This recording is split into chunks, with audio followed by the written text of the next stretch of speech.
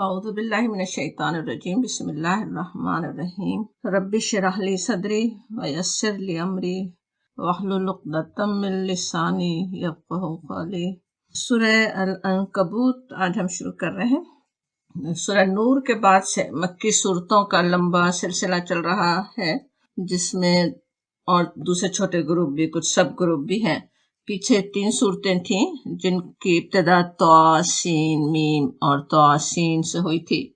اکثر ہم نے دیکھا نا، جس طرح ابتدا ہوتی ہے جو حروف مقطعات ہوں تو اسی طرح مضامین بھی یکساں ہوتے ہیں اکثر صورتوں کے۔ تو ان تینوں صورتوں میں حضرت موسیٰ علیہ السلام کے واقعے کی مختلف تفصیلات بیان ہوئی تھیں، بلکہ جو پچھلی 4 صورتیں اسی میں سورہ فرقان کو بھی شامل کریں تو ایک گروپ تھا جس کے مضامین ایک جیسے تھے۔ اب اگلی 4 صورتیں الف لام میم سے شروع ہو رہی ہیں۔ آج ہم ویسے سورہ عنکبوت پڑھ رہے ہیں۔ صورت میں آنے والے ایک لفظ پر اس کا نام ہے، جس کے معنی مکڑی کے ہیں، جس کا ذکر صورت میں آتا ہے، انشاءاللہ ہم دیکھیں گے۔ یہ صورت ہجرت حبشہ سے کچھ پہلے مکے میں نازل ہوئی، جو نبی صلی اللہ علیہ وسلم اور مسلمانوں کے لیے شدید مصیبتوں کا دور تھا۔ اسلام کی مخالفت زور و شور سے ہو رہی تھی۔ نبوت کے ابتدائی 3 سالوں میں مخالفین اسلام کی کوشش تھی کہ اسلام کا مذاق اڑا کر، نبی صلی اللہ علیہ وسلم پر جھوٹے الزامات لگا کر، آپ کو ساحر، جادوگر، کاہن اور شاعر قرار دے کر اسلام کی دعوت کو پھیلنے سے روک سکیں گے۔ لیکن جب دعوت پھیلتی چلی گئی تو پھر تشدد کا دور شروع ہوا۔ حضرت سمیہ رضی اللہ عنہا، حضرت یاسر اور ان کے بیٹے عمار بن یاسر، حضرت بلال، خباب بن الارت رضی اللہ عنہم جیسے معاشرے میں کمزور مقام رکھنے والے صحابہ کرام پر تو تشدد کے پہاڑ توڑے گئے، بلکہ ہر اسلام لانے والے کو بھی کسی نہ کسی حد تک مظالم سہنے ہی پڑے۔ اپنے ماں باپ تک بھی ان میں شامل تھے، حضرت عثمان بن عفان کا چچا، حضرت مصعب بن عمیر کی ماں، اور اسی طرح سے کئی صحابہ کرام تھے جو مظالم سہ رہے تھے۔ خود نبی صلی اللہ علیہ وسلم کے ساتھ کیا کچھ نہیں کیا گیا۔ اس صورت میں اس وقت کے حالات پر بھی روشنی پڑتی ہے اور ایسے حالات کا سامنا کرنے کے لیے، ان سے ڈیل کرنے کے لیے رہنمائی بھی ہے۔ دیکھیے اب سورہ عنکبوت کی پہلی آیت، اعوذ باللہ من الشیطان الرجیم بسم اللہ الرحمن الرحیم الف لام میم۔ یہ حروف مقطعات پر ہی پہلی آیت مشتمل ہے۔ الف لام میم پر پیچھے سورہ بقرہ ہی سے، بلکہ حروف مقطعات پر ہی ہم بات کرتے آ رہے ہیں۔ انہیں صورتوں کی تمہید کا قرآنی اسٹائل کہا جا سکتا۔ جیسے صورتوں کی تمہید ہو رہی ہے، بات اس طرح شروع ہو رہی ہے۔ بعض کے مطابق صورتوں کا قرآنی نام ہے، جس طرح نام کے کوئی معنی نہیں ہوتے، ایک نام صورت کا رکھا گیا ہو۔ اگلی 3 صورتیں بھی الف لام میم ہی سے شروع ہو رہی ہیں۔ ان 4 صورتوں کے گروپ کے مضامین ایک دوسرے سے مماثلت بھی رکھتے ہیں، یہ مل کر ایک گروپ بنا رہی ہیں۔ حروف مقطعات کے مفہوم اور ان کی مناسبت پر غور کرنے والوں نے بہت کچھ غور بھی کیا، لیکن جو بات سب سے زیادہ یقینی ہے وہ یہ کہ ان کا مفہوم اللہ تعالیٰ ہی کے علم میں ہے، اور ان کی حکمت بھی صرف اللہ تعالیٰ ہی جانتا ہے۔ علماء کا یہ بھی کہنا ہے کہ سورت کی ابتدا ہی میں ان الفاظ کا آنا ہمیں اپنی کم علمی سے خوب آگاہ کر دیتا ہے۔ ہم ان حروف کے معنی نہیں جانتے، لیکن اللہ تعالیٰ نے انہی چند حروف سے اس قدر بہترین کلام ترتیب دے دیا ہے، کوئی اور کر نہیں سکتا۔ حروف جانتے بھی ہیں ہم، بہت سے لوگ جانتے ہیں، بہت سے زبان جاننے والے ہیں، لیکن ایسا کلام کوئی اور ترتیب دے نہیں سکا۔ صورتوں کی ابتدا ہی میں اپنی کم علمی اور کم فہمی کا احساس آگے صورتوں کو سمجھنے میں بہت معاون بھی ہو سکتا۔ اپنے علم کا غرور ہو تو علم حاصل کرنا، اس سے فائدہ اٹھانا ہی ناممکن ہو جاتا ہے۔ اگر خود ہی کو کچھ سمجھ رہے ہوں کہ ہم جانتے ہیں زیادہ، تو بایس ہوتی نا، پھر اوپینین بھی بات سمجھ میں نہیں آتی۔ جب یہ سمجھ رہے ہوں کہ ہم نہیں جانتے، اس کے لیے جیسے سفید کاغذ سے معلومات لینے کے لیے تیار ہوتا ہے، بالکل اسی طرح ہم بھی ہو سکتے ہیں۔ ایک نقطہ یہ بھی کسی نے بیان کیا کہ نبی کریم حضرت محمد صلی اللہ علیہ وسلم نبی امی تھے، اور اکثر جو لوگ پڑھنا لکھنا نہ جانتے ہوں، خواہ بہت کچھ زبان بہت بہترین بول سکتے ہیں، تقریر کر سکتے ہیں، شاعر تک بھی ہو سکتے ہیں، لیکن الفابیٹس حروف تہجی نہیں جانتے، الف با تا ثا یہ نہیں جانتے، زبان جانتے ہیں۔ اور نبی کریم صلی اللہ علیہ وسلم کی زبان سے ان حروف کا سننا، نبی صلی اللہ علیہ وسلم کا ان حروف کے ساتھ قرآن کا سنانا بھی ایک معجزہ ہی تھا، واللہ عالم۔ یہ سب لوگوں کے خیالات تھے جنہوں نے اس پہ حروف مقطعات پر غور کیا۔ انشاءاللہ اصل بات یہ ہے کہ ہم آگے آنے والی آیات سے پورا فائدہ اٹھا سکیں۔ دیکھیے آیت نمبر 2، احسب الناس، الف زبر آ سوال کے لیے کیا، حسبہ گمان کرنا، سمجھنا، کیا سمجھا ہے لوگوں نے، کیا لوگ سمجھتے ہیں، کیا یہ گمان کرتے ہیں، ان یترکو، ان یہ کہ یترکو کا طرح کا ترک کرنا ہم اردو میں بھی کہتے ہیں نا، چھوڑنے کے معنوں میں، تو ان یترکو کہ وہ چھوڑ دیے جائیں گے، ان یقولو یہ کہ یقولو وہ کہتے ہیں، آمنا ہم ایمان لائے، وہم اور وہ لا یفتنون، یفتنون کا لفظ فتنون سے، فتنہ آزمانا، آزمائش، امتحان، لا یفتنون کہ وہ آزمائے نہیں جائیں گے، ان کی آزمائش نہیں ہوگی، کیا انہوں نے یہ سمجھا ہے، کیا وہ یہ گمان کر رہے ہیں، یہ کہا جا رہا ہے۔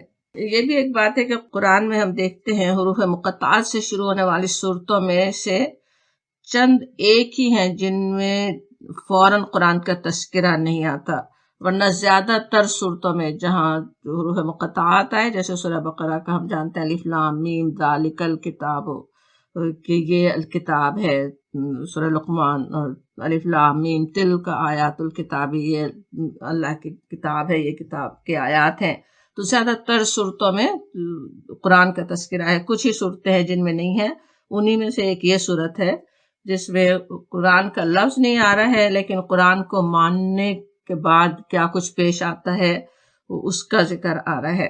اس طرح سے آنا، قرآن کا تذکرہ آنا ویسے کیا ہے، کس لیے ہے، جیسے کہ یہ حروف مقطعات قرآن کی سچائی اور اس کی عظمت کی دلیل ہوں، لیکن اس صورت میں اس کے نزول کے وقت جو شدید قسم کے حالات تھے، جو مکہ جن حالات سے دوچار تھا، قرآن کے نزول کے جو اثرات وہاں نظر آ رہے تھے، اس پر بات ہو رہی ہے۔ کہ سوچے کسی کا ذہن مسلسل کسی ایک بات کو سوچ رہا ہو، ایک مشکل حالات ہو رہے ہیں، تو اصل انہی پر بات ہو رہی ہے۔ حالات کیا تھے، ابھی سورت کے تعارف میں ہم نے کچھ یاد بھی کیے، مختصراً یہ تھا کہ مکے میں جس شخص کے ایمان لانے کا علم کفار کو ہو جاتا، اس پر مصیبتوں کے پہاڑ ٹوٹ پڑتے، پناہ دینے والا خاندان ہی تشدد پر اتر آتا۔ ایسے حالات میں ذرا سوچئے مسلمان کس جیسے ٹرموئل سے گزر رہے تھے۔ آج کل تو ہم صرف خبریں سن رہے ہیں یا اسکرین پر اپنے بہن بھائیوں کی آزمائشوں اور مشکلات کو دیکھ کر پریشان ہیں، بلکہ کیا دل کی حالت ہو رہی ہوتی ہے اگر کچھ خبریں دیکھ لیں تو۔ اور نبی صلی اللہ علیہ وسلم اور مسلمان تو اپنی آنکھوں سے اپنے مظلوم بھائیوں کو کے ٹارچر سے گزرتے ہوئے دیکھ رہے تھے، تو کیسے کیسے سوال ذہن میں اٹھ سکتے تھے اور کیسی انگزائٹی کا وہ شکار ہو سکتے تھے۔ اور یہ آیت ان سے کیا کہہ رہی ہے، آج ہم سے بھی کیا کہہ رہی ہے، وہ بھی دیکھیں۔ آیت کو دوبارہ پڑھ کر دیکھنے کی ضرورت ہے۔ کہا جاتا احسب الناس ان یترکوا، کہ کیا لوگوں نے یہ سمجھ رکھا ہے کہ وہ بس چھوڑ دیے جائیں گے، ان یقولوا آمنا کہ وہ کہتے ہیں ہم ایمان لائے، وہم لا یفتنون اور وہ آزمائے نہ جائیں گے۔ سوال کا انداز کیسا ہے، گویا بہت زور دے کر کہا جا رہا ہے کہ ایسا ہو ہی نہیں سکتا۔ سوال یہاں ظاہر جواب لینے کے لیے نہیں ہے نا، بلکہ بالکل وہ بات ہے کہ ایسا ہو نہیں سکتا، ایسا ممکن نہیں ہے، یہ ہو نہیں سکتا، یہ بات کہی جا رہی ہے کہ یہ نہیں ہو سکتا، یعنی امتحان نہیں ہو، ان سے امتحان نہ لیا جائے، صرف زبان سے ایمان کا دعویٰ کر دیں اور امتحان نہ آئے، یہ ہو نہیں سکتا، بلکہ بہت ہی زور دے کر کہا گیا۔ سورہ بقرہ میں جہاں قبلے کی تبدیلی کے احکامات آتے ہیں دوسرے سپارے کے شروع میں، تو قبلے کی تبدیلی بھی ایک طرف مسلمانوں کے لیے شرف کا باعث تھی، انہیں امت وسط کا اسٹیٹس اس کے ذریعے ملنے والا تھا، اور دوسری طرف آزمائشیں بھی تھیں جو اس اسٹیٹس کے ساتھ ویسے ہی آنے والی تھیں۔ اور پھر مخالفین اسلام کو اسلام کے خلاف پروپیگنڈے کے مواقع ملنے والے تھے، وہاں بتایا گیا کہ یہ بھی ویسی ہی نعمت ہے، یعنی قبلے کی تبدیلی ویسی ہی نعمت ہے جیسی نعمت تمہارے درمیان رسول کا اٹھایا جانا ہے، جو تمہیں اللہ کی آیات سناتا، تمہارا تزکیہ کرتا اور تم کو کتاب و حکمت کی تعلیم دیتا ہے۔ پھر اس کے آگے آیت 155 میں 155 میں کہا گیا وَلَنَبْلُوَنَّكُمْ بِشَيْءٍ مِّنَ الْخَوْفِ وَالْجُوعِ وَنَقْصٍ مِّنَ الْأَمْوَالِ وَالْأَنفُسِ وَالثَّمَرَاتِ وَبَشِّرِ الصَّابِرِينَ۔ وَلَنَبْلُوَنَّكُمْ وہاں پہ کس طرح ہے؟ لام زبر تاکید کا ہوتا ہے نا، نبلونا بھی بہت ہی تاکید کے ساتھ کہنے کا صیغہ۔ تو ہم ضرور تمہیں خوف و خطر، بھوک، جان و مال کے نقصانات اور آمدنیوں کے گھاٹے میں مبتلا کر کے تمہاری آزمائشیں کریں گے۔ یہ سارے امتحانات جن سے اللہ کے نیک بندے گزرتے رہے اور گزرتے رہتے ہیں، یہ سب امتحان تو آتے ہی ہیں، لیکن ساتھ ہی کیا ہے، بات ختم کس پہ ہوتی ہے؟ وَبَشِّرِ الصَّابِرِينَ، اور بشارت دے دو صبر کرنے والوں کو۔ اللہ کی تعالیٰ کی طرف سے جیسے گویا مبارکباد انہیں دی جا رہی ہے، خوشخبری دی جا رہی ہے۔ وہ کون ہوتے ہیں؟ وہ الصابرین، جو جب ان پر کوئی مصیبت آتی ہے تو کہہ دیتے ہیں اِنَّ لِلَّهِ وَإِنَّ إِلَيْهِ راجعون۔ اس کے بعد کی دوسری آیت میں یہ ہے اور ہم اللہ ہی کے ہیں اور اللہ ہی کی طرف ہمیں پلٹ کر جانا ہے۔ اور بھی اس کے بعد کی آیات میں بھی بشارتیں اور خوشخبریاں کیسی کیسی وہاں دی گئی۔ اولئک علیہم صلوات من ربہم ورحمہ، ان کے رب کی طرف سے ان پر صلوات بھیجی جائے گی، ان پر رب کی عنایتیں اور رحمتیں ہوں گی۔ یہ جسے کہا جا رہا ہے کہ وہ سب ان کے ساتھ ہونے والا ہے، وہ جو یعنی یہ پیش تو آنا ہی آنا ہے، یہ چیزیں تو پیش آتی ہی ہیں۔ جب ایمان لائیں تو امتحان تو آئے گا ہی، اور ایسی آزمائشیں تو آئیں گی ہی۔ دوسری جگہ جیسے سورہ بقرہ ہی کی آیت 214 ہے، انہی آیات کے تھوڑی بات جو ابھی ہم یاد کر رہے تھے، کہا جاتا ام حسبتم ان تدخلوا الجنۃ ولما یأتکم مثل الذین خلوا من قبلکم مستهم الباساء والضراء وزلزلوا حتی یقول الرسول والذین آمنوا معه متی نصر اللہ الا ان نصر اللہ قریب۔ کیا تم نے یہ سمجھ رکھا ہے، وہاں بھی حسبہ کا لفظ، یہ حسب تم جمع کے ساغے میں سب مسلمانوں سے بات ہو رہی ہے، کیا تم نے یہ گمان رکھا ہے، کیا تم یہ سمجھ رہے ہو کہ جنت میں داخل ہو جاؤ گے، حالانکہ ابھی تم پر وہ حالات نہیں گزرے جو تم سے پہلے گزرے ہوئے ہیں، جو پہلے اہل ایمان پر گزر چکے، ان پر سختیاں اور تکلیفیں آئیں، وہ ہلا مارے گئے، زلزلو کا لفظ ہے نا، اور یہاں تک کہ رسول اور اس کے ساتھ ایمان لانے والے پکار اٹھے کہ اللہ کی مدد کب آئے گی، تب کہا گیا الا ان نصر اللہ قریب، خبردار رہو اللہ کی مدد قریب ہے۔ وہ سورہ بقرہ کی آیات بھی اور یہ والی آیت بھی جو سورہ عنکبوت کی ہم پہلی پڑھ رہے ہیں، ذرا وہ دیکھیے اور وہ اس وقت کے حالات دیکھیے، کن حالات سے گزر رہے ہیں۔ سب کو یاد ہوگا حضرت بلال رضی اللہ عنہ کے ساتھ کیا کچھ کیا گیا، زمین پہ گھسیٹا، گرم سڑکوں پہ گھسیٹا گیا، پانی کے بغیر تپتی ہوئی دھوپ کے اندر جلتے کولوں پہ حضرت خباب بن ارت کا لٹایا جانا، اللہ تعالیٰ اپنے پناہ میں رکھے۔ وہ ایسی مشکلات تو اٹھانے والے ہیں، ان سے کہا جا رہا ہے کہ کیا تم یہ سمجھ رہے ہو کہ ایسی جنت میں داخل ہو جاؤ گے، یہ تو آزمائش ہے، تو آنی ہی آنی ہے۔ غزوہ احد کے وقت بھی مسلمانوں پر شدید دور تھا، بہت ہی مایوسی کے حالات تھے، ایک تو کئی صحابہ کرام شہید ہوئے، اور جس طرح اس غزوے کے بعد جو حالات تھے، دوسرے لوگ شیر ہو رہے تھے اللہ کے دشمن، تو اس وقت بھی مسلمانوں پہ جس طرح مایوسی کے طاری ہونے کا ڈر تھا، وہاں پہ ان کو مخاطب کر کے کہا گیا ام حسبتم ان تدخلوا الجنۃ ولما یعلم اللہ الذین جاہدوا منکم ویعلم الصابرین، کیا تم نے سمجھ رکھا ہے کہ جنت میں داخل ہو جاؤ گے، حالانکہ ابھی اللہ نے تو یہ دیکھا ہی نہیں کہ تم میں سے جہاد میں جان لڑانے والے کون ہیں اور پامردی دکھانے والے الصابرین کون ہیں۔ یہ امتحان اس لیے آتے ہیں پتہ چل جائے کون ہے جو کوشش کرنے والا ہے، کون ہے جو محنت کرنے والا ہے اللہ کے دین کے لیے، کون ہے جو صبر کرنے والا ہے۔ اور پھر کہا جاتا اگلی آیت دیکھیں وَلَقَدْ، اب بہت ہی جیسے زوردار انداز میں بات ہو رہی ساری. پچھلی آیت کا بھی ہم نے دیکھا اور ابھی یہاں پہ بھی وا اور لقد کیا ہے، لام زبر بھی تاکید اور قد بھی بے شک ضرور، تو ضرور بھی ضرور جیسے کہا جا رہا ہو. فتنا فتنا کا لفظ ابھی ہم نے سمجھا، آزمایا ہم نے یا امتحان لیا ہم نے کہہ سکتے ہیں. فتن الذین من قبلہم، جو لوگ ان سے پہلے تھے، یعنی آج جو آزمائے جا رہے ہیں، آج جو مشکلات اٹھا رہے ہیں، ان سے پہلے بھی لوگوں کو ہم نے آزمائش میں ڈالا تھا، ہم نے ان کے امتحان لیے تھے.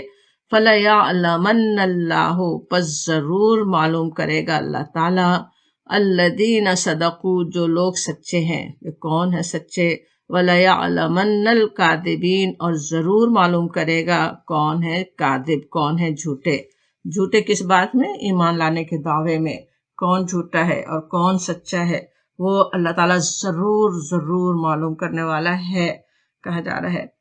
اب یہاں جو بات ہو رہی ہے، ایک تو یہ کہ ہم آزما چکے ہیں، فتنہ، ان سے پہلے جو لوگ گزرے ہیں، اور کیوں یہ آزمائشیں آئیں، ان پر کیوں آئیں اور کیوں آنی ہے، تاکہ فَلَيَعْلَمَنَّ اللَّهُ الَّذِينَ صَدَقُوا، اللہ تعالیٰ کو ضرور یہ دیکھنا ہے کہ سچے کون ہیں اور جان لے کہ جھوٹے کون. تاکید کے صیغے سارے. اب سورہ بقرہ کی جو آیت ابھی ہم نے یاد کی، وہاں پہ بھی اسی طرح وَلَنَبْلُوَنَّكُمْ تھا نا، ضرور ہم تمہیں آزمائیں گے. تو آزمائش آنا لازمی ہے. خلیل اللہ حضرت ابراہیم علیہ السلام آزمائشوں سے بچ نہیں سکے.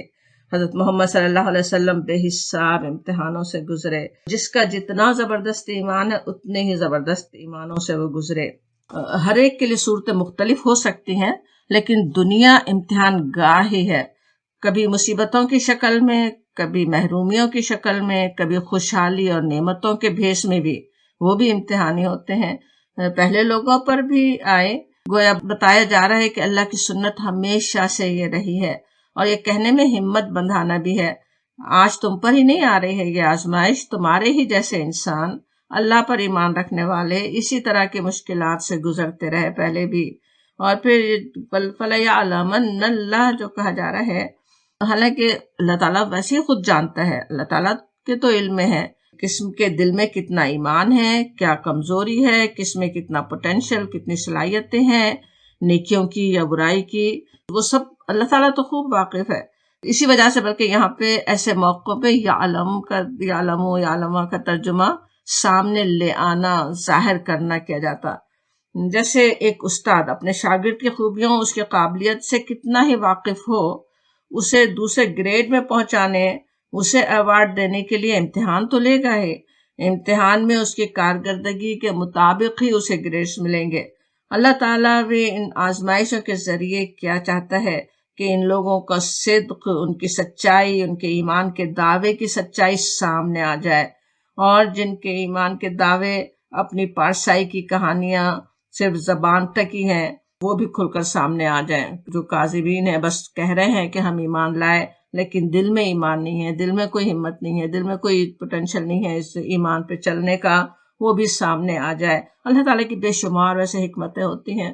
ہر حکمت کا ہمیں جاننا بھی ضروری نہیں ہے. ایک ہی کام میں کتنی ساری حکمتیں ہو سکتی ہیں. ان امتحانوں کے ذریعے اللہ تعالیٰ اپنے بندوں کو بہت کچھ سکھا بھی سکتا ہے، کچھ اور آگے آنے والی آزمائشوں کے لیے تیار بھی کرتا ہے. ان کے ذریعے کتنے گناہوں کی معافی کا بندوبست فرما دیتا ہے. ان کے ذریعے کیسے بڑے بڑے درجے اللہ تعالیٰ نے ان کے لیے رکھے ہیں. پوری دنیا کے سامنے بھی ایک بہترین نمونہ پیش کیا جاتا، ایک اسٹینڈرڈ، ایک نمونہ ایک دکھا دیتے ہیں ان امتحانوں سے، بڑے امتحانوں سے گزرنے والے کہ ایمان پر چلنا یہ ہوتا ہے. تو وہ اس طرح سے اللہ تعالیٰ امتحان لینے والا ہے تاکہ سب کے سامنے آ جائے، کھل جائے، بات سامنے آ جائے کہ ہر ایک کا صدق، ہر ایک کا کذب، ہر ایک کے ایمان کا درجہ، بلکہ ایمان کے مختلف درجے بھی سامنے آ جاتے. کوئی ایک بھی امتحان چھوٹا سا بھی ہو. غزوہ احد کا ہم یاد کر رہے تھے، ایک مشکل وقت تھا مسلمانوں پہ. اس غزوہ احد میں کس طرح ایک ایک مسلمان کے کتنا بڑا ایمان ہے، کس میں ایمان ہے، وہ کیسے کھل کر سامنے آ گیا.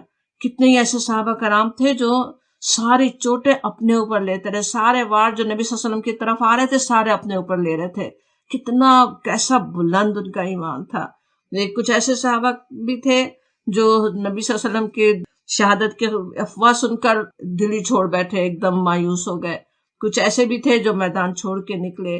نفاق کے بھی سارے درجے سامنے آ گئے، ایمان کی کمزوریاں بھی ساری سامنے آ گئیں۔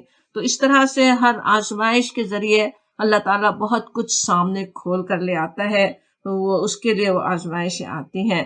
اور پھر کہا جا رہا ہے آیت نمبر 4 دیکھیں، پھر اسی طرح سوال ہو رہا ہے، کیا حسبا سمجھا ہے کہ گمان کیا ہے، الذین وہ لوگ جو یعملون السیئات عمل کرتے ہیں برے، ان یسبقونا ان یہ کہ یسبقونا وہ سبقت لے جائیں گے ہم سے، سا برا ہے ما جو یحکمون وہ خیال کرتے ہیں۔ یسبقونا سبقت سے، سبقت کا لفظ اردو میں بھی ہم سمجھتے ہیں آگے بڑھ جانا، زیادہ آگے نکل جانا۔ جیسے کوئی مجرم بھاگ رہا ہو، ایسا نہیں ہو سکتا کہ وہ بھاگ کے نکل جائے آگے، اللہ تعالیٰ سے وہ سبقت لے جا نہیں سکتا۔ جو یہ سوچ رہے ہیں وہ ساء ما یحکمون، وہ بہت ہی برے حکم لگا رہے ہیں، بہت ہی برا وہ خیال کر رہے ہیں۔ اب یہاں بھی سوال اسی طرح کا ہے کہ جیسے ایسا نہیں ہو سکتا کہ معنوں میں ان ظالموں پر اللہ کے غضب کا اظہار ہو رہا ہے۔ پیچھے خطاب مظلوموں سے تھا، مظلوموں کی بات ہو رہی تھی کہ وہ کیا گمان کر رہے ہیں، یہ تو لازماً آنی ہے آزمائشیں، لیکن اس کا مطلب یہ نہیں ہے کہ ظالموں کو کوئی کھلی چھٹی ملی ہوئی ہے، بلکہ ان پر یہاں پہ اللہ تعالیٰ کے غضب کا اظہار ہے۔ ان آیات کے نزول کے وقت اسلام کی مخالفت میں پیش بڑے بڑے سردار جو اسلام کے راستے سے لوگوں کو ہٹانے کے لیے کمزور مسلمانوں پر مظالم ڈھا رہے تھے، اسلام اور مسلمانوں کے خلاف سازشوں میں سرگرم تھے، ان سب لوگوں کی بات ہے یہاں پہ، الذین یعملون السیئات، یہ ساری ایک سے ایک بری حرکتیں کرنے والے، اللہ کے قدرت سے بھاگ کر کہیں جا تو نہیں سکتے۔ وہ بڑے بڑے سردار کتنی بڑی سازش اور برے ارادے سے غزوہ بدر میں آئے تھے، سارے بڑے بڑے سردار سازش کے تحت ہی آئے تھے نا، کہ آ کے بہانے کے ساتھ آئیں اور نعوذ باللہ اہل مدینہ کا خاتمہ ہی کر دیں۔ وہ آئے اور کس طرح وہ اللہ کی گرفت میں آ گئے، جہنم رسید ہوئے۔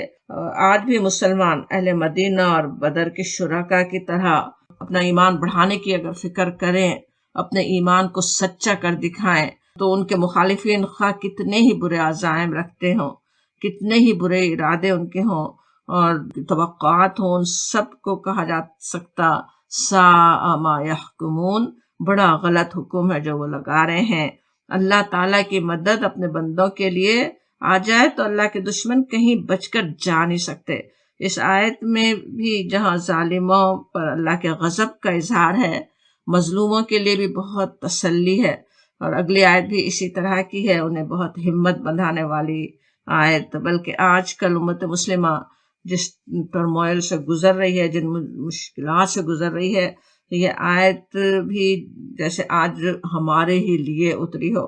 اللہ تعالیٰ کی قدرت سے آج یہ آیات ہمارے مطالعے میں آ رہی ہیں۔ ہم تو مسلسل قرآن کا مطالعہ کرتے آ رہے ہیں، لیکن یہ آیات آ رہی ہیں بتانے کے لیے کہ آزمائشیں کیوں آتی ہیں، یہ امتحانات کیوں آتے ہیں۔ کہا جاتا آیت نمبر 5 دیکھیے، من کانا جو تھا، یرجو امید رکھتا، رجا سے، رجا کے معنی ہوتے نا توقع رکھنا، امید رکھنا، لقاء اللہ اللہ کی ملاقات کی، فإن پس بے شک اجل اللہ لآتی، اجل اللہ یعنی اللہ کا مقرر کیا ہوا وقت، لآت لام زبر لا جو شروع میں ہے وہ ایمفیسس کے لیے، تاکید کے لیے، آتی آنے والا ہے، کہ وہ ضرور آنے والا ہے، وَهُوَ السَّمِيعُ الْعَلِيمُ، اور وہ السمیع ہے، اللہ تعالیٰ بہت سننے والا، اور العلیم بہت جاننے والا ہے۔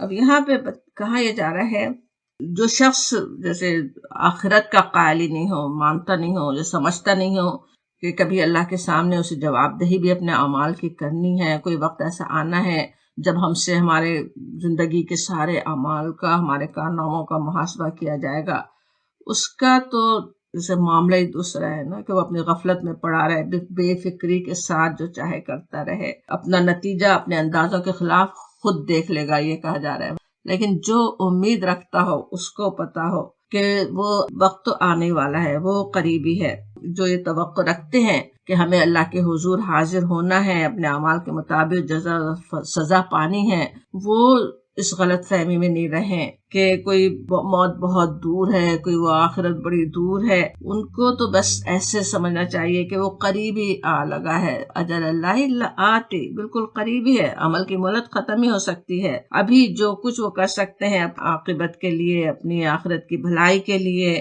وہ ابھی کر ڈالیں، جیسے کہا جا رہا ہو۔ یہ خیال ہونا کہ شاید آخرت بھی ہوگی، جیسے کفار کا خیال تھا، بہت سے شبہات اور شفاعت کے غلط عقیدوں کے ساتھ، یعنی آخرت کو مانتے ہیں مگر کچھ اندازہ نہیں ہے صحیح آخرت کا۔ اکثر یہ قومیں مانتی نہیں ہیں کہ آخرت کا کچھ نہ کچھ تو رہتا ہے، مگر کسی کا خیال ہے کہ بس ہمارے نبی بخشوا لیں گے اور بات ختم، اس کے آگے ہمیں عمل کی کچھ سوچنے کی ضرورت نہیں ہے۔ کفار قریش جو تھے وہ فرشتوں کی دیویاں بنا کے انہیں خوش کرنے کی کوشش کر لیں اور بس کامیاب ہو جائیں، وہ یہ سوچ رہے تھے۔ لیکن اللہ کے ایک نیک بندے کا، ایک مومن کا طریقہ کیا ہونا چاہیے؟ اس کی ساری امیدیں اس ملاقات کے دن سے وابستہ رہتی ہیں۔ سوچیے اگر کسی کو اپنی محبوب ہستی سے ملنے کے لیے جانا ہے تو راستے کی ساری مشقتیں اس کے لیے کوئی حقیقت ہی نہیں رکھتی۔ جس کی نظر اپنی دنیا کی چھوٹی چھوٹی چیزیں، یہ آخرت دنیا وہ تو بہت ہی بڑی بات ہے، لیکن ایک دنیا کی چھوٹی سی ڈگری کے لیے بھی اس کو حاصل کرنے کے لیے ساری مشکلات ہی نہیں لگتے۔ ایک وقت کا کھانا چھوڑ دینا، ایک رات کی نیند خراب کر لینا، تو اس کے لیے کوئی بات ہی نہیں ہے جس کی نظر کامیابی پر ہے کہ یہ ڈگری مجھے حاصل ہو جائے تو میں کیا کچھ کامیابی حاصل کر لوں۔ اپنے سب سے محبوب، سب سے زیادہ مہربان اور کریم ہستی سے ملنے، اس کے آگے جواب دہی کی فکر ہو، اس کے لیے تو دنیا کی ساری آزمائشیں کچھ حقیقت ہی نہیں رکھتی۔ اور بالکل وہی بات ہم دیکھتے بھی ہیں، ابھی آج کل کے دور میں تک بھی ہم دیکھ رہے ہیں، یا غزوہ احد کے وقت کا بھی بات ہمیں پتہ ہے، ایسے ہی لوگ ہوتے ہیں جو اپنے شوہر، اپنے بیٹے کی شہادت کی خبر سن کر اپنے رب کی شکر گزار رہ سکتی ہے، عورت جیسی کمزور، اتنی اولاد سے محبت کرنے والی، لیکن اللہ کی راہ میں شہید ہونے کا سنے اور پھر بھی مطمئن رہے۔ کس سے ہو سکتا سوائے اس کے کہ جو جانتے ہوں فَإِنَّ أَجَلَ اللَّهِ لَآتٍ، کہ وہ قریبی ہے، وقت ضروری قریبی آنے والا ہے۔ یہاں پہ بھی ڈبل ایمفیسس ہے، انا بھی اور لآت کا لام زبر بھی، اللہ کا مقرر کیا ہوا وقت تو آنے ہی والا ہے۔ آج مصیبتوں بھری رات بہت لمبی لگ سکتی ہے، ایک ایک دن کیسا ہمیں خبریں سن کر کتنی تکلیف ہوتی ہے، اچھا ابھی تک نہیں سیز فائر ہو رہا، ابھی تک نہیں رک رہی، ابھی تک ظلم ہو رہا ہے، ابھی تک ان پر ان کے پاس کھانا پانی نہیں پہنچ رہا ہے، اور وہ اتنی لمبی ہمیں لگ رہی ہو، لیکن حقیقت کیا ہے کہ صبح بس قریبی ہوتی ہے نا، رات کتنی بھی مصیبت کی لمبی ہو، اس ملاقات کے دن سے انسان غافل نہیں ہو۔ ایک بات بالکل اگر یقینی ہو، جیسے کل امتحان کا پرچہ ہے تو لازماً سب کچھ چھوڑ کر صرف امتحان کی تیاری ہوگی، اسی لیے آج کہا گیا کہ وہ لازماً آنے والا ہے، وہ مقرر وقت۔ اور کہا جاتا وَهُوَ السَّمِيعُ الْعَلِيمُ، اللہ تعالیٰ کا سماع، اس کا سننا، اس کا علم کیسا ہے، اس زمین کی مخلوق اس کا اندازہ کیا کر سکتی۔ خالق السماوات والارض، وہ رب کائنات کس طرح سننے اور جاننے والا ہے، اتنی بے پناہ جو وسیع کائنات جس کا انسان اندازہ تک نہیں کر سکتا، اس کے انتظامات جو چلا رہا ہے، اس ایک ایک مخلوق کا جو حال جانتا ہے، ایک چھوٹی اس سے کمتر شے کے بھی ہر حاجت کو جو سنتا اور جانتا ہے، اپنے بندوں کے حال سے بھی وہ خوب واقف ہے، دعاؤں کو سنتا اور قبول فرماتا ہے۔ جو کفر و استہزاء بک رہے ہوں، جو ایسی غلط باتیں پروپیگنڈے کر رہے ہوں، جھوٹی باتیں کر رہے ہوں، ان سے بھی خوب واقف ہے۔ اور بالکل ویسی ہی تسلی اللہ کے نیک بندوں کے لیے ان الفاظ میں ہے وَهُوَ السَّمِيعُ الْعَلِيمُ کہنے میں، جیسی حضرت موسیٰ اور ہارون علیہ السلام کو فرعون کے پاس انہیں بھیجتے ہوئے کی گئی تھی، جب وہ اس کے جھٹلانے سے، اس کی ٹھہرنی سے ڈر رہے تھے۔ لا تخافا، کہا گیا ڈرو مت، اننی معکما، میں تمہارے ساتھ ہوں، اسمع و ارا، سب کچھ سن رہا ہوں اور دیکھ رہا ہوں۔ کتنا اطمینان دلایا گیا ان دونوں انبیاء کرام کو، لیکن وہ ہم سب کے لیے بھی اسی طرح ہے۔ اللہ تعالیٰ تو السمیع العلیم ہے، وہ سب کچھ سنتا اور جانتا ہے۔ آج ہم اس کو پکاریں، وہ سننے والا ہے، اس سے دعائیں کریں، عافیت کی دعائیں کریں اپنے لیے، اپنے مسلمان بہن بھائیوں کے لیے، وہ سب کچھ سننے والا ہے، سب کچھ حالات جاننے والا ہے۔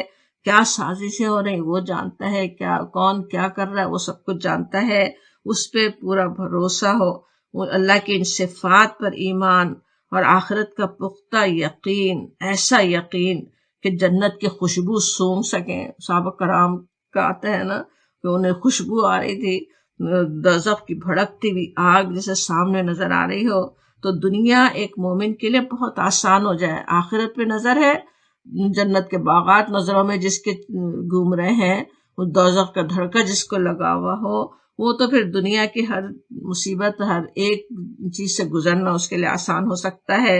ویسی بڑی آزمائش ہی نہیں جس سے اہل مکہ اس وقت گزر رہے تھے، یا وہ مشکلات جن سے آج دنیا کے مسلمان جگہ جگہ دو چار ہیں، وہی نہیں، بلکہ دن اور رات پیش آنے والی چھوٹی چھوٹی آزمائشیں بھی ہمیں کبھی کتنی بڑی محسوس ہوتی ہیں۔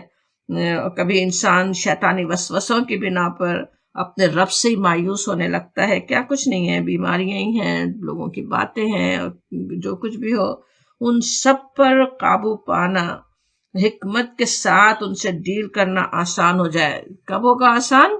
دنیا اور آخرت کا موازنہ ذہن میں ہو، آخرت کا اس یقین و پختہ، من کان یرجو لقاء اللہ، جو اللہ کی ملاقات کا یقین رکھتا ہو اس کے لیے ساری آزمائشیں آسان ہو سکتی ہیں۔ تھوڑی سی ہے، تھوڑی دیر کے لیے ہے، ان سے ڈیل کرنا بھی حکمت کے ساتھ سمجھ میں آ جائے۔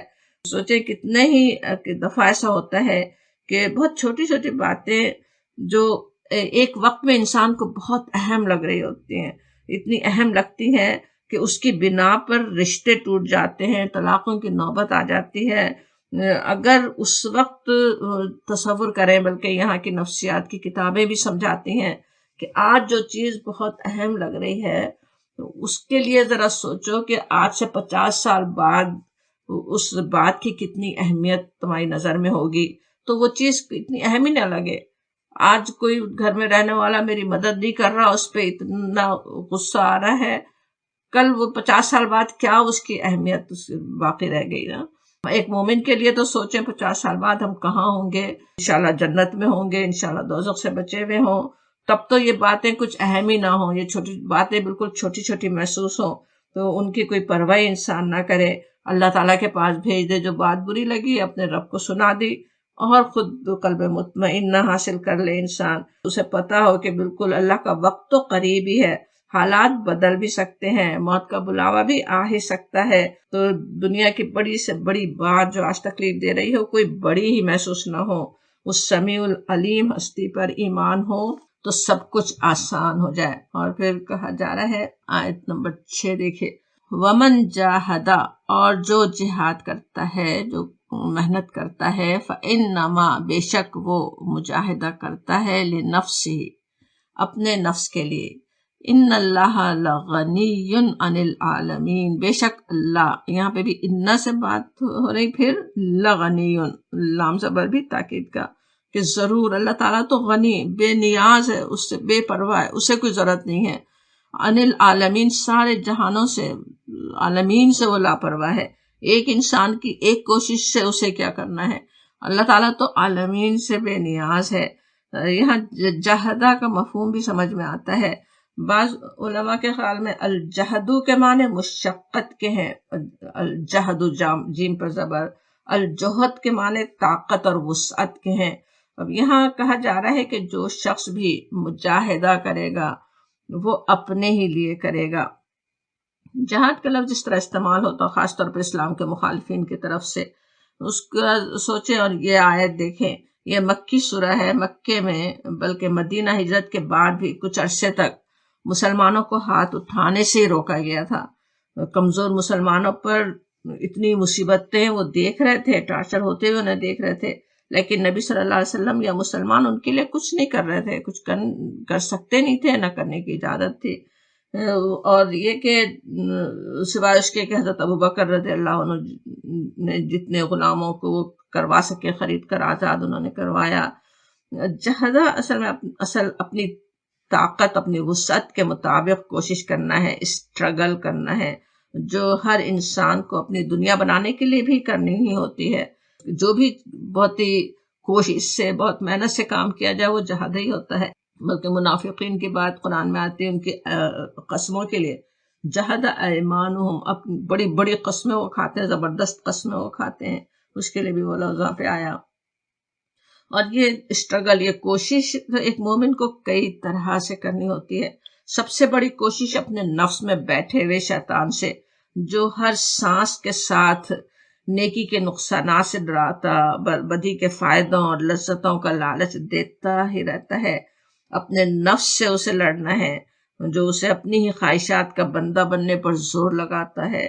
مکے کے مسلمانوں کو تو اپنے آپ کو دل برداشتہ ہونے، مایوس ہونے سے بچنے یا کفار کے خلاف ہاتھ اٹھانے سے اپنے آپ کو روکنے کے لیے بھی مجاہدہ ہی کرنا تھا۔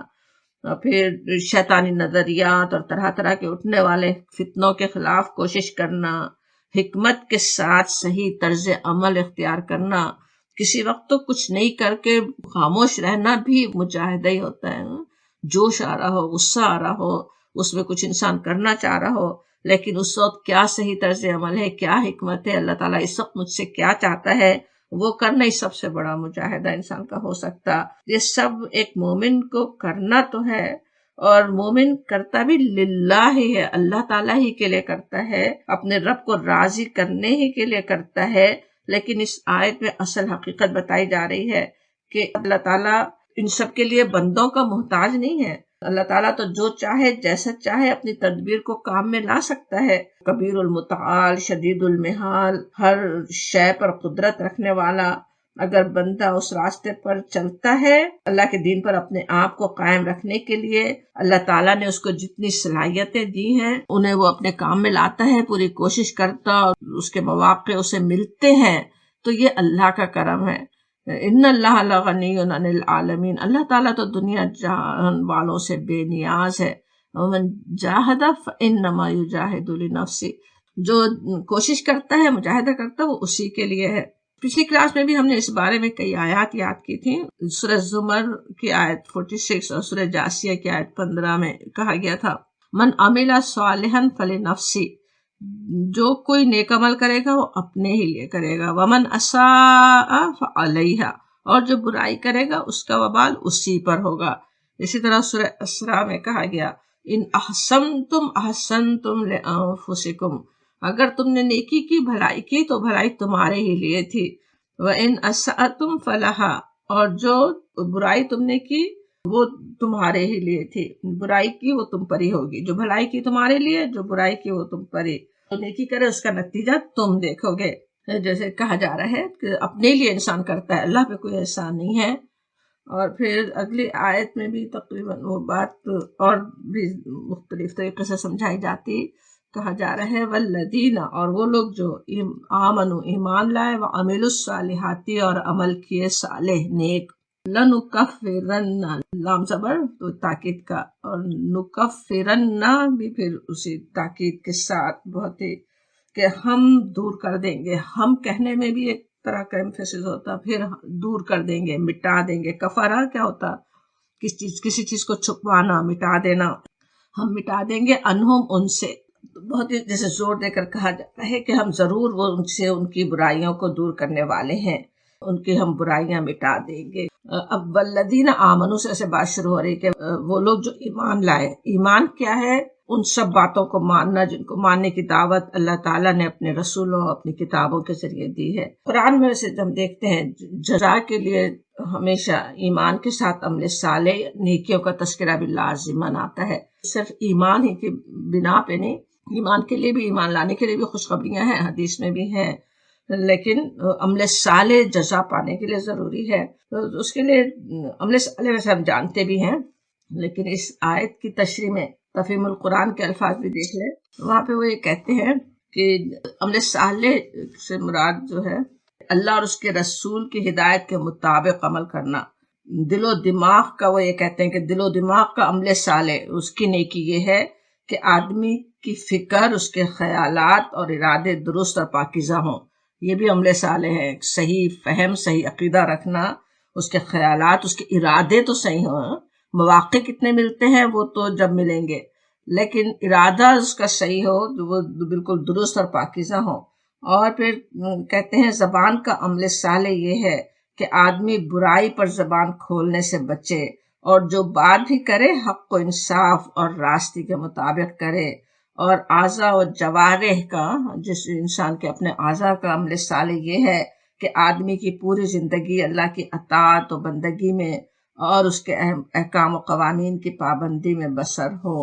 اور پھر کہا جا رہا ہے اب جو اس طرح سے ایمان لائیں پھر ان کے لیے خوشخبری کیا ہے کہ لَنُكَفِّرَنَّ عَنْهُمْ سَيِّئَاتِهِمْ، یہ کتنی ایسے بڑی خوشخبری ہے اگر سوچیں، اور کس زوردار انداز سے دی گئی، ابھی ہم نے الفاظ پہ غور کیا، ضرور ان سے وہ دور کر دی جائیں گی۔ انسان سے سوچیں، ہر وقت غلطیاں ہوتی ہی رہتی ہیں، نیکیاں کرتے ہوئے تک بھی کتنی غلطیاں سرزد ہو سکتی ہیں، نماز تک بھی ہر وقت پورے احسن طریقے سے ادا نہیں ہو پاتی، کتنی باتیں منہ سے ایسی نکل جاتی ہیں جو بڑا ہمارا دل چاہے کہ ہم ڈیلیٹ کر دیں ان کو، لیکن کر نہیں سکتے۔ ان سب کے ڈیلیٹ ہو جانے کی یہ خوشخبری ہے ایک طرح سے کہ وہ سب مٹا دی جائیں گی ایمان اور عمل صالح کے بدلے میں۔ اسلام کا شعور آنے سے پہلے بھی جو بڑی بڑی غلطیاں ہوں وہ تو توبہ سے مٹ سکتی ہیں، اسلام لانے سے پہلے، یا جیسے پہلے اسلام کی سمجھ نہیں تھی پھر سمجھ آئی، اسلام کی تجدید انسان کرتا ہے، نیکی کی طرف آتا ہے، توبہ کرتا ہے تو بڑے بڑے گناہ بھی معاف ہو جاتے ہیں۔ اور اس کے علاوہ جو شب و روز جو غلطیاں ہوتی ہیں جن میں سے کچھ ہم جانتے ہیں کچھ ہم جانتے بھی نہیں، پتہ بھی نہیں چلتے خود ہمیں، لیکن اللہ تعالیٰ اپنی رحمت سے ہر نیکی کے بدلے گناہ معاف فرماتا رہتا ہے۔ ہر 2 نمازوں کے درمیان کی غلطیاں، ہر 2 رمضانوں کے درمیان کی غلطیاں، حج سے پہلے کی ساری غلطیاں، اللہ کے مخلوق کے ساتھ احسان تو سارے ہی گناہوں کو مٹا سکتا ہے۔ جیسے کتے کو پانی پلانے والی کی بخشش کی حدیث سب کو یاد ہی ہے۔ پھر ایک اور اس سے بھی بڑا وعدہ پھر اس آیت میں آ رہا ہے، وَلَنَجْزِيَنَّهُمْ أَحْسَنَ الَّذِي كَانُوا يَعْمَلُونَ۔ وَلَنَجْزِيَنَّهُمْ بھی آپ غور کر سکتے ہیں، بالکل اسی طرح ایمفیسس کے ساتھ، تاکید پر تاکید کے ساتھ کہا جا رہا ہے، پورے زور دے کر یقین دلایا جا رہا ہے اللہ تعالیٰ کی طرف سے اپنے بندوں کو کہ یہ لازماً ہونا ہے۔ کتنی اللہ کی رحمت نظر آتی ہے نا، اللہ تعالیٰ وہ بندے جو مظلوم ہیں، جو پریشان ہیں، جو مشکلات میں ہیں، انہیں کس کس طرح سے تسلی انہیں فرماتا ہے، مشکل سے ابھی تو گزر رہے ہو، آگے سارے گناہ تمہارے معاف ہو جائیں گے، اللہ تعالیٰ بہت ہی بدلہ، بہت ہی اچھا بہترین بدلہ تمہیں دینے والا ہے۔ احسن کہ بہت ہی بہترین بدلہ اللہ تعالیٰ دینے والا ہے۔ یہاں پہ جو یہ کہا گیا لَنَجْزِيَنَّهُمْ أَحْسَنَ الَّذِي كَانُوا يَعْمَلُونَ، اس کے 2 مطلب ہو سکتے، ایک یہ کہ آدمی کے نیک اعمال میں سے جو اعمال سب سے زیادہ اچھے ہوں گے ان کے لحاظ سے اس کے لیے جزا تجویز کی جائے گی، اور پھر دوسرا یہ کہ اپنے عمل کے لحاظ سے جتنی جزا کا مستحق ہوگا اس سے زیادہ اچھی جزا دی جائے۔ وہ بات بھی ہم پچھلی کلاس میں ہے، بلکہ سورہ قصص کے آخر میں ہم پڑھ رہے تھے کہ کس طرح بہترین سے بہترین بدلہ وہاں پہ ملنے والا ہے۔ سورہ انعام کی آیت وہاں بھی ہم نے یاد کی تھی، من جاء بالحسنۃ فلہ عشر امثالھا، کہ جو نیکی لے کر آئے گا اس سے 10 گنا اجر اسے دیا جائے گا۔ اور سورہ قصص کی جو آیت ہم پڑھ رہے تھے وہاں پہ بھی تھا، من جاء بالحسنۃ فلہ خیر منہا، جو شخص نیکی لے کر آئے گا اس کے لیے اس سے بہترین اس کا اجر اس کو دیا جائے گا، وہاں پہ یہ کہا گیا۔ تو سوچیں ہم نیکیاں جو کرتے بھی ہیں اس میں کتنی ایسی نیکیاں ہو سکتی ہیں نا جو کہنے کو نیکی بھی ہے، نماز ہی کی جیسے مثال لیں، کوئی نماز بہت ہی بہترین بھی کسی وقت ہو سکتی ہے، خصوصاً جب دل پریشان ہو، جب ہم کسی فکر میں ہوں، یا درس سن رہے ہیں، قرآن پڑھ رہے ہیں، اس کے بعد نماز پڑھ رہے ہیں، تو بہت ہی بہترین بھی نماز ہو سکتی۔ لیکن کبھی کتنی ایسی بھی نماز ہو سکتی ہے جس کا خود ہی کو خوف ہو کہ بالکل ایسی نماز تھی جو میرے اوپر ہی پھینک دی جائے واپس۔ تو لیکن اللہ تعالیٰ اپنے بندوں کے ساتھ کس طرح کا معاملہ کرنے والا ہے، جو سب سے بہترین، اور جس طرح یہاں کہا جا رہا ہے نا احسن الذی، احسن کیا ہوتا ہے، جو سب سے زیادہ جو بہترین ہو، جو بہترین عمل ہے اس کے مطابق ہی اللہ تعالیٰ اس کا بدلہ دینے والا ہے، اس جزا اللہ تعالیٰ دینے والا ہے۔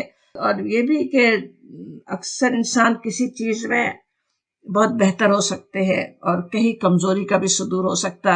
سوچیں کوئی عبادتوں میں تو بہت اچھا ہے، بہت عبادتیں کرنے والا ہے، بہت تسبیح، بہت ذکر کرنے والا ہے، معاملات میں اتنا اچھا نہیں ہے، وہاں اس سے کمزوری ہو رہی ہے۔ کوئی معاملات میں بہت ہی اچھا ہے، لیکن عبادتیں اس کی اتنی خوبصورت، اتنی احسن نہیں ہے۔